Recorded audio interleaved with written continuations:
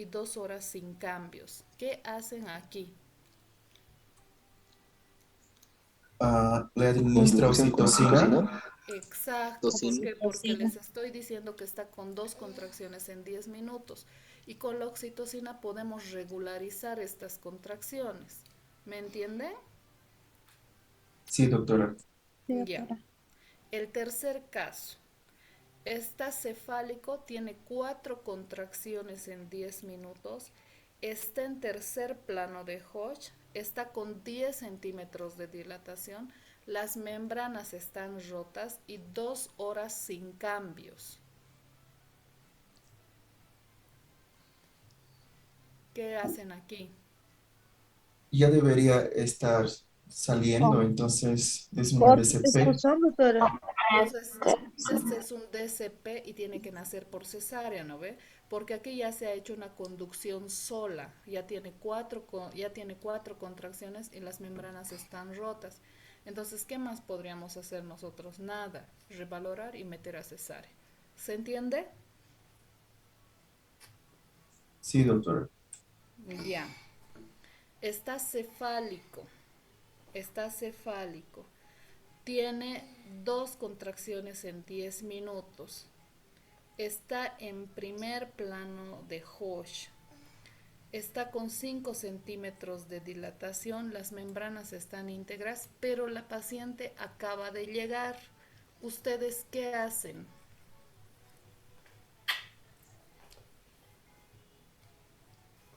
Le administra oxitocina y esperan hasta que se dilate más.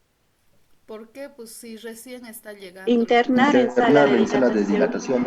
Sala de dilatación, doctora. Ah, Bien, doctora. exacto. Ustedes la internan en sala de dilatación, la observan. Si en 2 horas no ha mejorado, recién le darán pues oxitocina.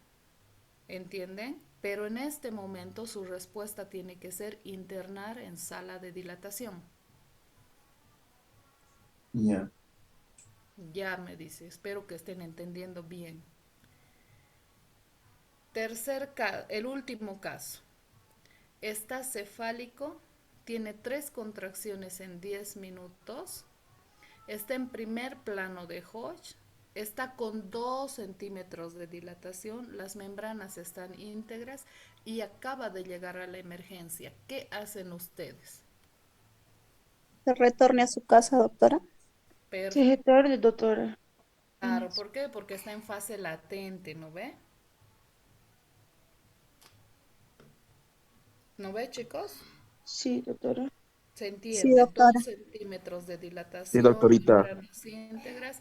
Tiene que irse a su casa con signos de alarma. Señora, usted está empezando a empezar el trabajo de parto.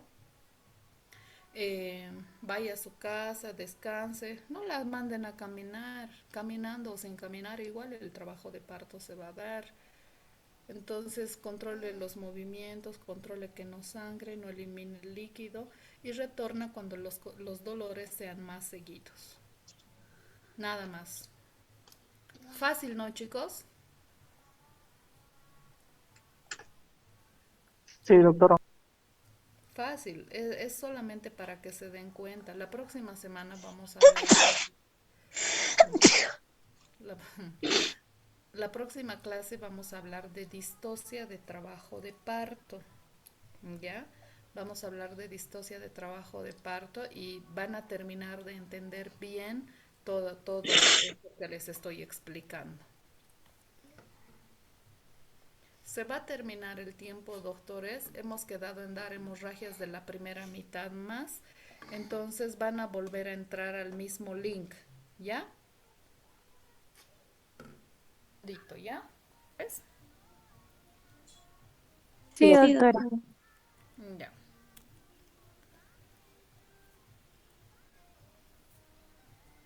Un minuto.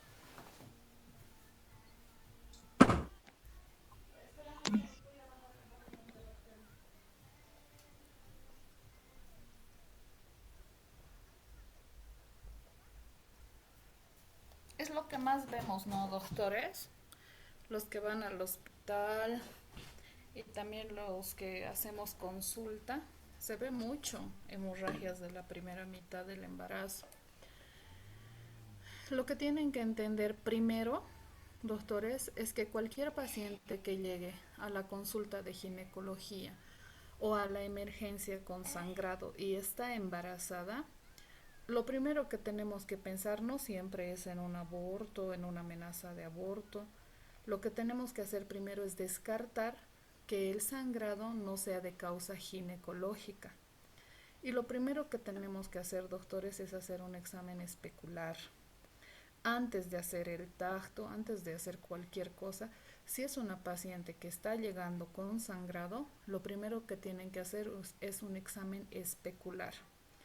Y en el examen especular vamos a ver si hay lesiones cervicales, si hay lesiones vaginales, si hay desgarros, si hay traumas, ¿ya? Si nosotros descartamos estas dos posibilidades, recién tenemos que pensar que es de causa obstétrica el sangrado y tenemos que pedir una ecografía transvaginal. ¿Listo? Entonces, cuando pedimos la ecografía transvaginal es pensando en las 3 patologías primordiales de las hemorragias de la primera mitad. Cuando estamos pensando en un aborto, en una amenaza de aborto, ¿qué es lo que vemos en la ecografía? Vamos a ver un útero con feto adentro, ¿ya? Cuando estamos pensando en un embarazo ectópico, lo que vamos a ver es un útero vacío con una masa anexial. Cuando estamos pensando en una enfermedad trofoblástica, en la ecografía vamos a ver copos de nieve o racimos de uva. Ahorita les voy a mostrar cómo se ve. Entonces, las metrorragias de la primera mitad del embarazo, lo más común, o las 3, no lo más común, la clasificación es el aborto, el embarazo ectópico y la enfermedad trofoblástica.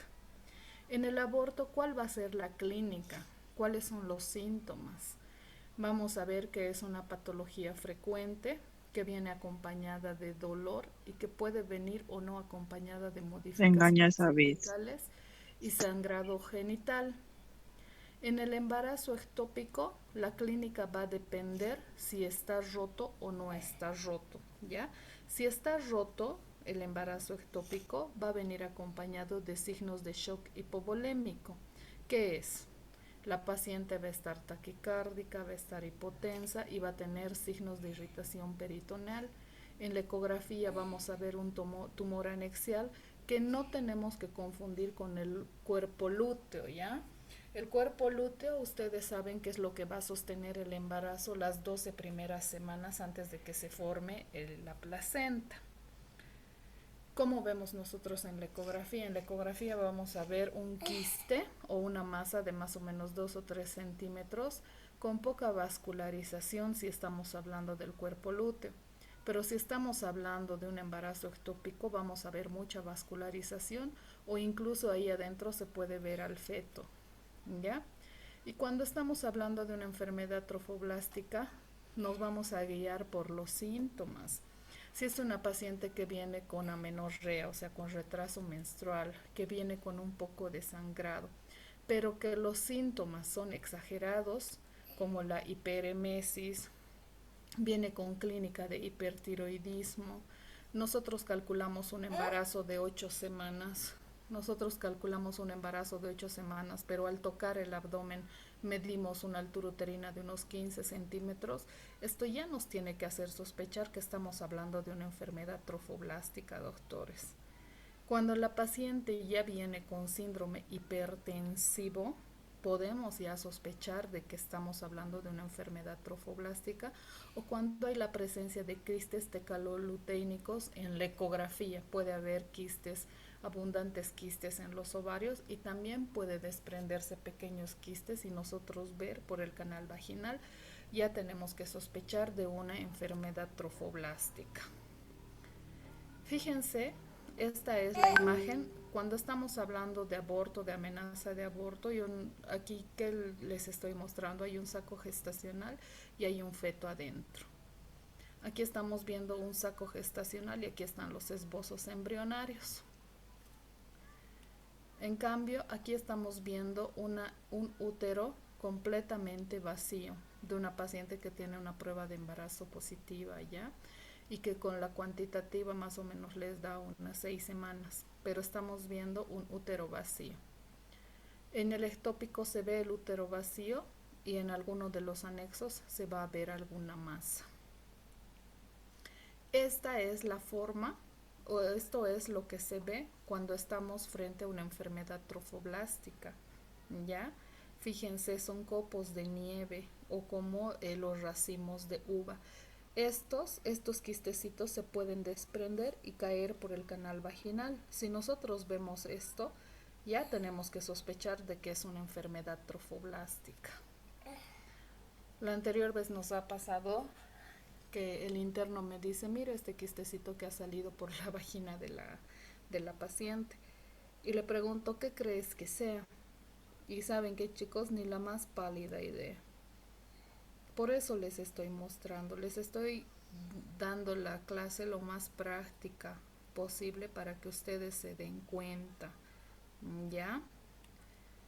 Entonces vamos a empezar hablando de lo que es la enfermedad trofoblástica gestacional, ¿ya? De las hemorragias de la primera mitad, este es el tema un poco más difícil de entender, más complejo, pero lo hemos resumido en pocas diapositivas. Primero, tenemos que hacer el diagnóstico de mola hidatiforme, ¿ya? Enfermedad trofoblástica gestacional, primero la mola hidatiforme, que puede ser o se clasifica en dos tipos, puede ser una completa o puede ser una parcial. Cuando es completa, tiene 2 juegos de cromosomas y los 2 juegos de cromosomas corresponden al padre. Cuando estamos hablando de la mola parcial, hay 3 juegos de cromosomas, 2 pertenecen al padre y 1 a la madre. Y generalmente si hay feto, el feto está mal formado y es incompatible con la vida. ¿Ya? Esto lo tienen que tener bien presente. Cuando estamos hablando de una neoplasia trofoblástica gestacional, también se divide en 3 tipos. En la mola invasora, que va a ir a invadir a más profundidad, el coriocarcinoma, que es el más complicado porque puede dar metástasis tempranas al pulmón y al hueso, y el tumor del sitio placentario, que incluso se puede presentar habiendo tenido un embarazo, un parto o una cesárea normal. Lo importante de todo esto, doctores, es que tiene buen pronóstico cuando se diagnostica o cuando nos damos cuenta a tiempo. Entonces, ¿cuál es la clínica de la mola parcial? Es similar al aborto, doctores. La paciente viene con dolor hipogástrico y con sangrado. Ayuda, sí. ¿Ya qué quieres, mamita? Ahí, cambia si quieres. Ya, la clínica viene igual al aborto incompleto, doctores. Viene con sangrado y cuando hacemos la ecografía, incluso el ecografista nos puede reportar como restos ovulares. Y nosotros hacemos el legrado o hacemos el AMEO, como protocolo siempre se tiene que mandar a patología porque la patología es la que nos da el último diagnóstico. ¿Listo? Cuando nos damos cuenta que estamos frente a una mola completa, ya, digamos, ha venido la paciente, está con sangrado, le hemos hecho el legrado y la paciente sigue teniendo síntomas. Le hacemos la beta-HCG cuantitativa y sus valores en vez de disminuir, porque ¿qué tenemos que esperar nosotros? Después de un aborto, doctores, hasta los 21 días la prueba de embarazo tiene que negativizar. Pero en estas pacientes con mola complicada, generalmente en vez de negativizar van aumentando. Pero ahorita estamos hablando de la mola parcial y la mola completa. ¿Cuándo nos damos cuenta que es una mola completa? Cuando la beta-HCG es mayor a lo esperado. Si digamos en un embarazo de 4 semanas esperamos que sea 10, digamos, la beta-HCG y está en 40, en 50, ya tenemos que sospechar que es una mola completa. Cuando hacemos el cálculo de una edad gestacional de 6 semanas por FUM, pero tenemos una altura uterina de 15, ya tenemos que sospechar que es una mula completa. Si la paciente viene con hiperemesis con signo de deshidratación leve, moderada o severa, ya tenemos que sospechar. Si tiene signos de toxemia, si por el canal vaginal o por ecografía vemos los quistes tecaloluteínicos y la paciente tiene clínica de hipertiroidismo, tenemos que pensar que es una mula completa, doctores. ¿Cómo hacemos el diagnóstico? Es fácil hacer el diagnóstico. Tenemos una prueba de embarazo positiva, tenemos una fracción beta cuantitativa, pero también tenemos que tener una ecografía transvaginal. En la ecografía transvaginal se tiene que ver la imagen que les he mostrado hace rato, panal de abejas o tormenta de nieve, y también puede haber los quistes tecaloluteínicos. Pero esto es diagnóstico ecográfico. El diagnóstico definitivo es cuando nosotros hacemos el AMEU o el legrado y mandamos a patología. Ahí nos indica si es o no es una mula parcial o una mula completa, y después de esto tenemos que hacer todavía un seguimiento. El tratamiento varía según la clínica, es AMEU o legrado. En estas pacientes que estamos tratando la enfermedad trofoblástica nunca tenemos que colocar oxitocina, ningún uterotónico para lograr contraer el útero. El peligro de estas pacientes, doctores, es que cuando hacemos el AMEU o el legrado, el útero es un tejido bien friable y podemos perforar. Y ha habido colegas que han colocado la oxitocina para provocar contracción del útero. Eso está contraindicado, doctores, porque podemos provocar embolias, ¿ya? Y cuando no hemos logrado contener el sangrado o cuando tenemos cantidades muy elevadas de la beta-HCG, a veces terminan las pacientes en histerectomía. También para considerar la histerectomía tenemos que tomar en cuenta el tamaño del tumor, tenemos que tomar en cuenta la edad de la paciente, la paridad y si la hemorragia es muy severa. ¿Listo? Y en cualquiera de los casos, doctores, ya sea aborto, ya sea ectópico, ya sea enfermedad trofoblástica, si la paciente es ARH o cualquier negativo, ARH negativo, O negativo, B negativo, A negativo, tenemos que poner el antirrogam, la vacuna anti-D para evitar inmunizaciones en los próximos embarazos. ¿Cómo se hace el seguimiento? Nosotros ya le hemos hecho el legrado, ya hemos hecho el diagnóstico de mola, ya sea parcial o total. El seguimiento se tiene que hacer tomando la beta-HCG cuantitativa semanal hasta que tengamos 2 pruebas negativas. Cuando tenemos ya las 2 pruebas negativas, tenemos que seguir haciendo la beta-HCG mensual por 6 a 12 meses, que te tiene que seguir saliendo negativo. Y obviamente este tiempo tiene que usar la paciente algún método anticonceptivo, ya que si se vuelve a embarazar nos va a hacer equivocar en el seguimiento de la patología previa. Ya tenemos un caso así en Caja de Salud de Caminos. Estábamos manejando a la paciente, salió mola completa su biopsia, ya salió sus negativos y ponse embarazada. ¿Qué les puedo decir? Por suerte este embarazo está yendo bien, pero la forma de seguir a estas pacientes con enfermedad trofoblástica es así. Cada semana hasta que salga negativo, ya por lo menos en 2 tomas. Después cada mes por 6 a 12 meses y por este tiempo, o sea, por este año, la paciente tiene que utilizar métodos anticonceptivos. Si en vez, doctores, de disminuir o de negativizar la beta-HCG se eleva, entonces ya estamos hablando de una neoplasia trofoblástica gestacional. Ya no es que ustedes vean y digan, pucha, sigue alto y no sospechen de nada. Si sigue alto pese al tiempo, tienen que pensar en una neoplasia trofoblástica gestacional. ¿Y cómo se presenta la clínica? con el antecedente de una mola, de un aborto, de un parto. La paciente puede seguir presentando metrorragias. El diagnóstico principal se puede hacer mediante ecografía, pero el diagnóstico final mediante biopsia. Un ratito. Su clasificación más común es la mola invasora y el coriocarcinoma. Los menos comunes y los más agresivos, el tumor son el tumor de sitio de inserción placentaria y el tumor trofoblástico epitelial.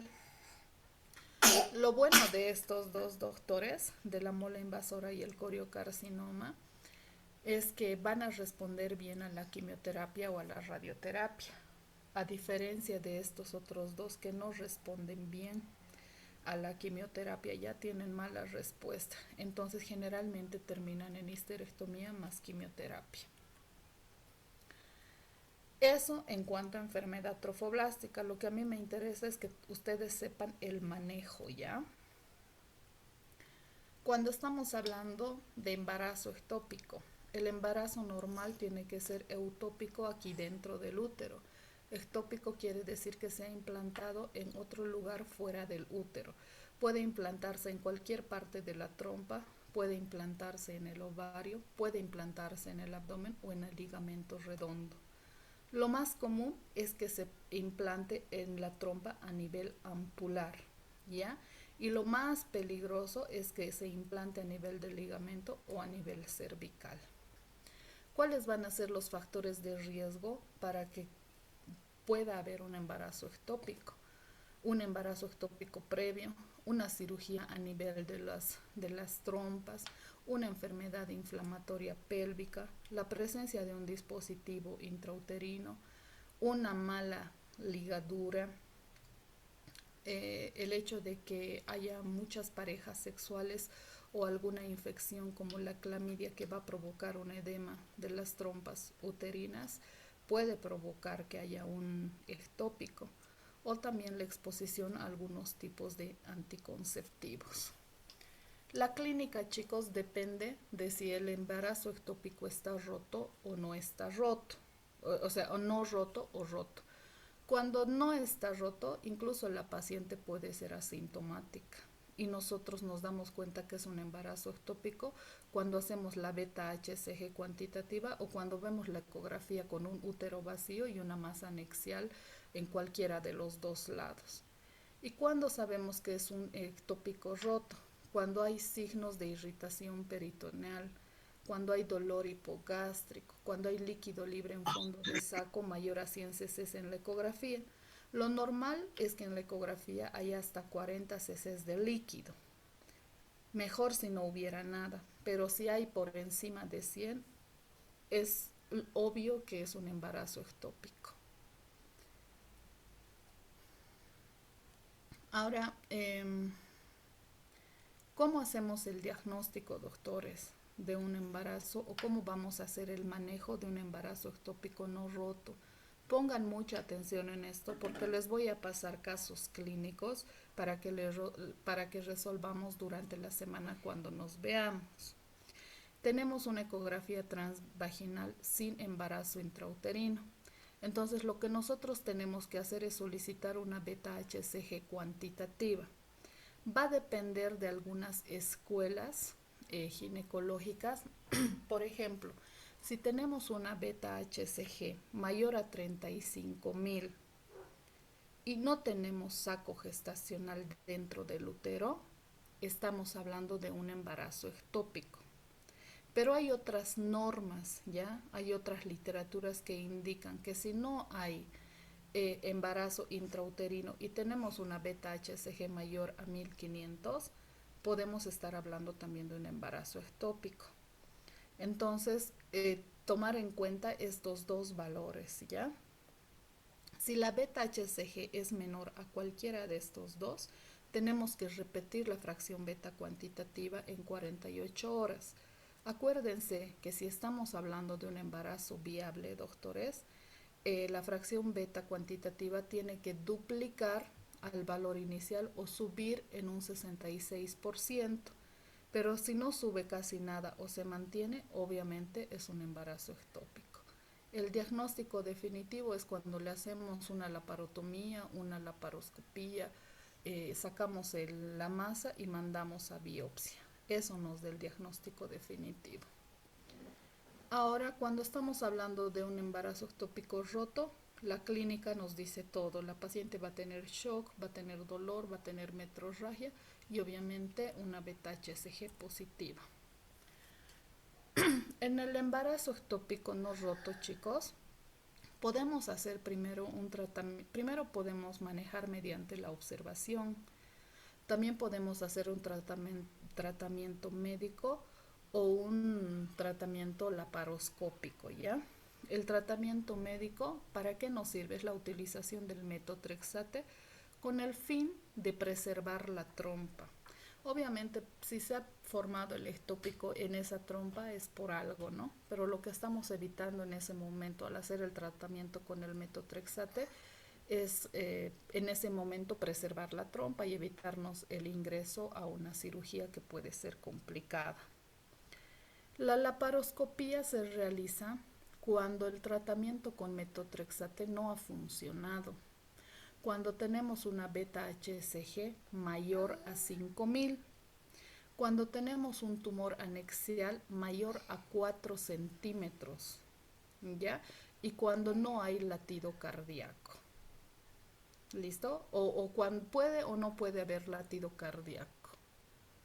La laparoscopía, o sea, el tratamiento laparoscópico se puede hacer cuando falla el tratamiento médico, cuando la beta-HCG es mayor a 5000, cuando el tumor es mayor a 4 centímetros y cuando hay o no hay latido cardíaco.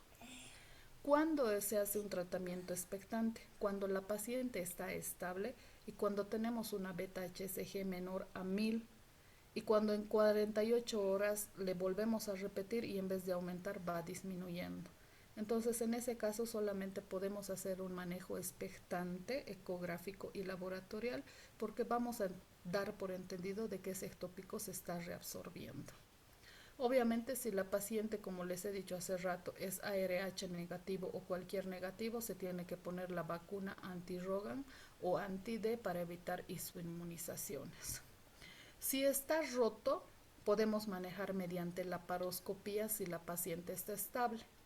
Pero si la paciente está hemodinámicamente inestable, se tiene que hacer una laparotomía de emergencia. ¿Alguna pregunta hasta ahí, doctores?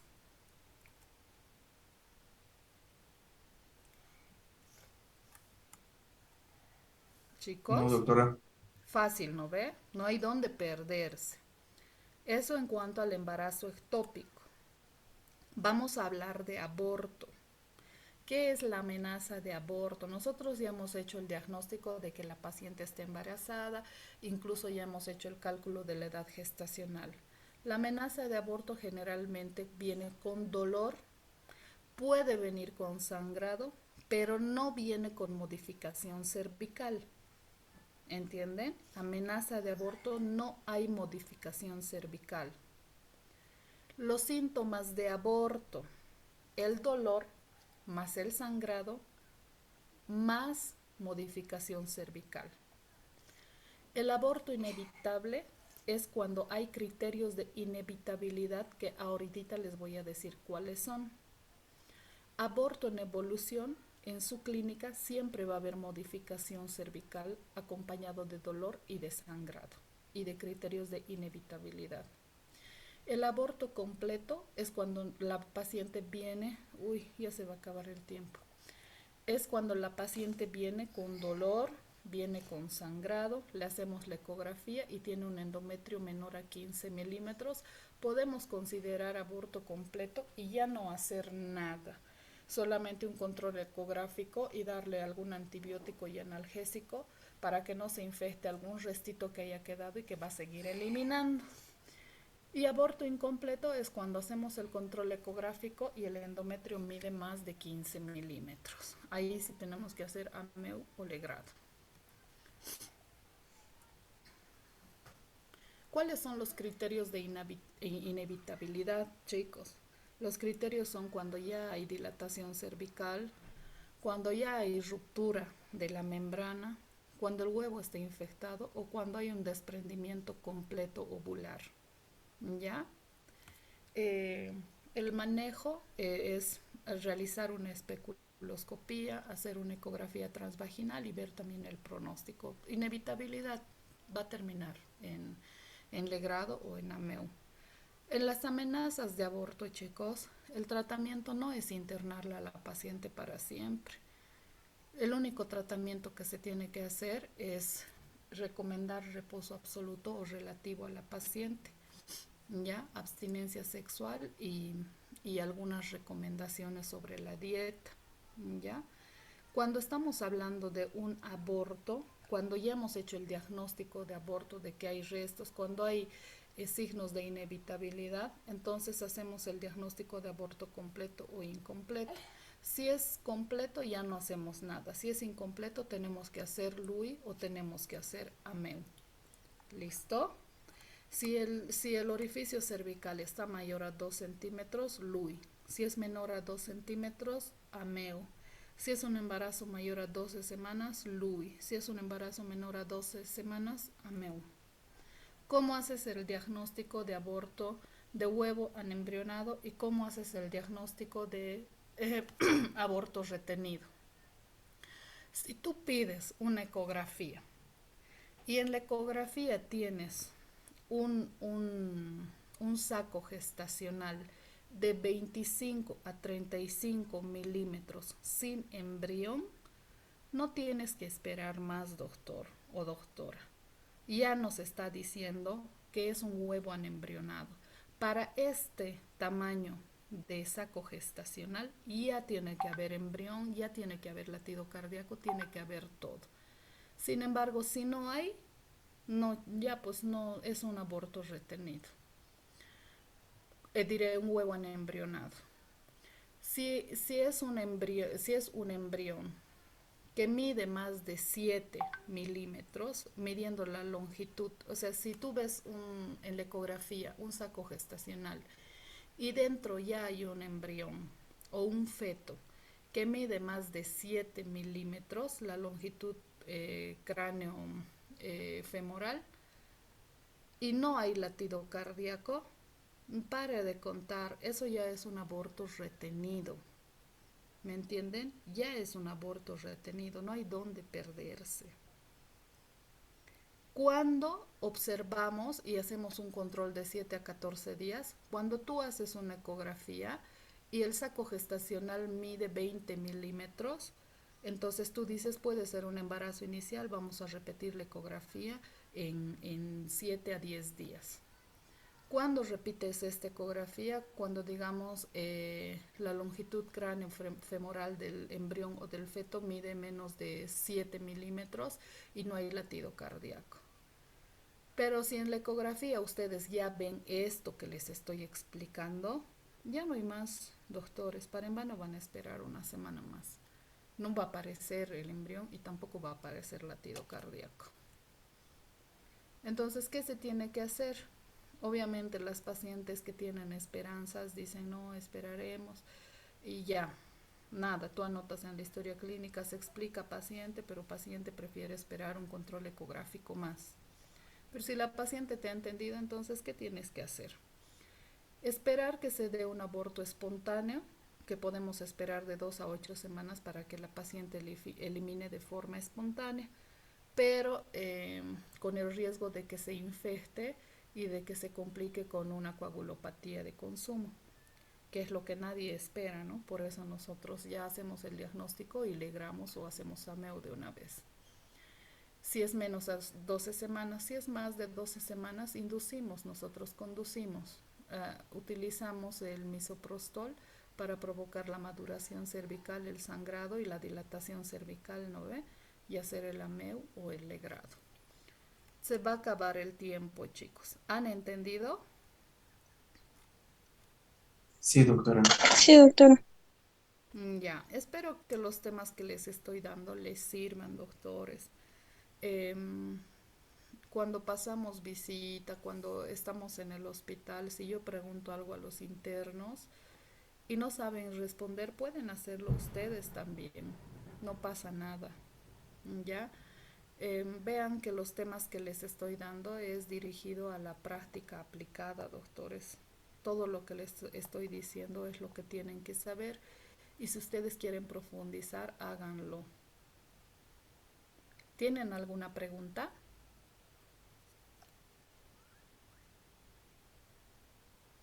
Doctora, sobre las prácticas,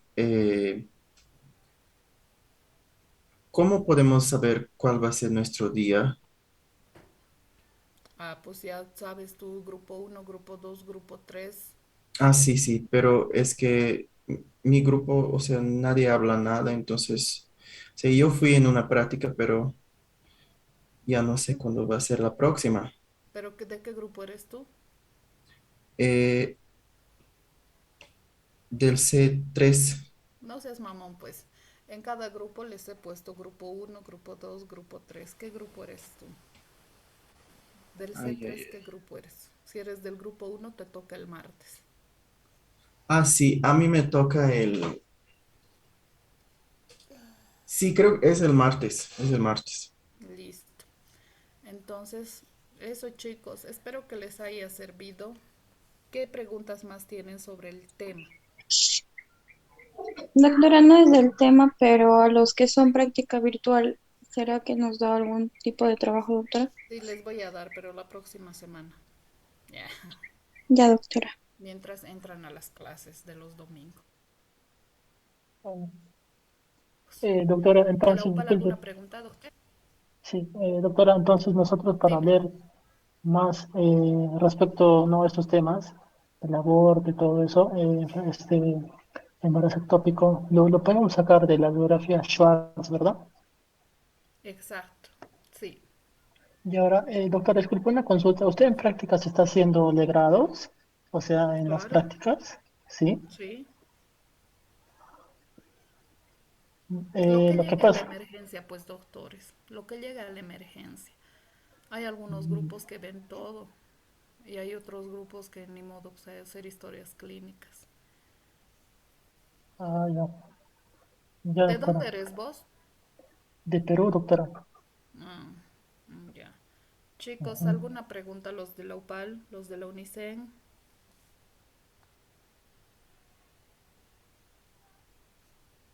No, doctora. Ya, No, doctora. ya. UDABOL, ¿alguna pregunta más sobre el tema? Sí, doctora. Dime. Buenas noches, doctora. Quería preguntar sobre la práctica virtual, los que estamos pasando. ¿Nos podría agregar, por favor, al grupo Ya. virtual?